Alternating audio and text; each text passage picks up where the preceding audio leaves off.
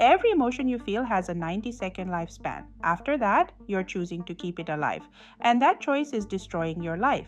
Hi, I'm Moumita Roy. I'm a spiritual teacher who uses Ayurvedic principles for healing, and I'm going to tell you something that will change how you experience every difficult moment.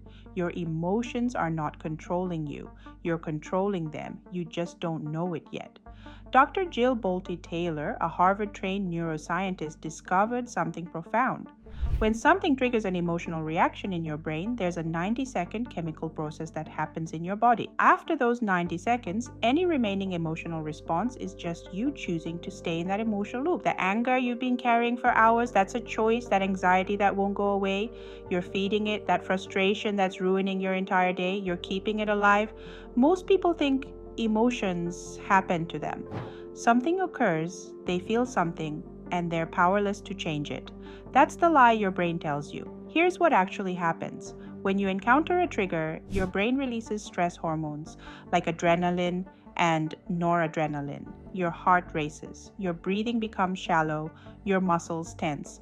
This is the fight or flight response, and it takes less than 90 seconds for those chemicals to totally flush out of your body. 90 seconds. That's it.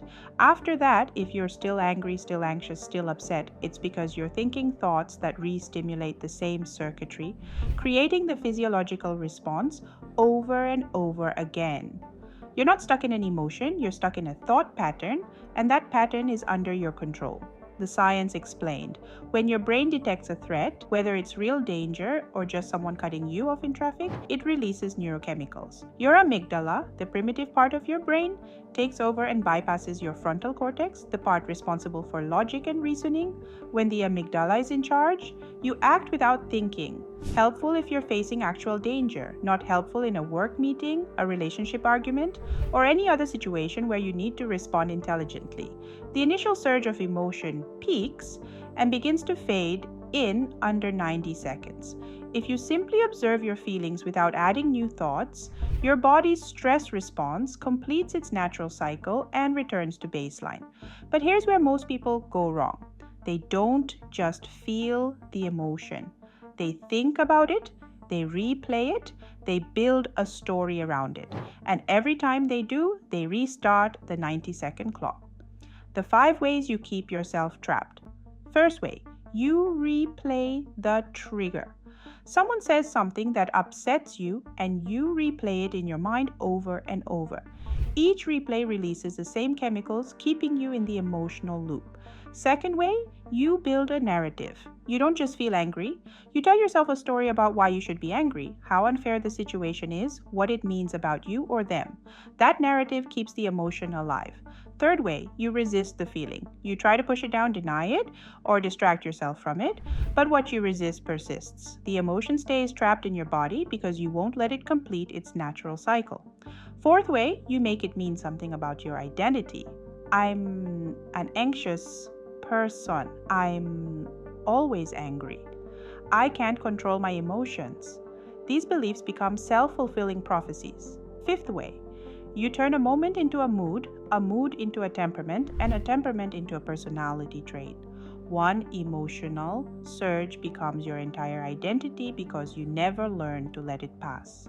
The framework for emotional mastery. Step 1. Recognize the trigger. The moment you feel that surge, heart racing, chest tightening, face flushing, acknowledge it. Name it. This is anger. This is fear. This is frustration. Simply identifying the emotion changes your relationship to it. Step 2. Observe without engaging. For 90 seconds, just watch. Feel the physical sensations in your body without adding thoughts about them. Don't justify the emotion. Don't build a story. Just observe. Your heart is racing. Your muscles are tense. Your breathing is shallow. Notice it like a scientist studying data. Step 3. Breathe and wait. Focus on your breath. Slow, deep breaths calm your nervous system and help the chemicals dissipate. In those 90 seconds, you can literally feel the emotional wave rise, crest, and recede like an ocean wave. The practice in real time. Let's say someone sends you a critical email. Your immediate reaction, heart racing, face hot, defensive thoughts flooding in.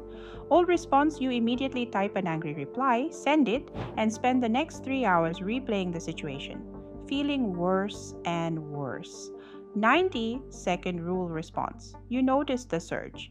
You name it. This is anger and defensiveness. You close the email. You breathe.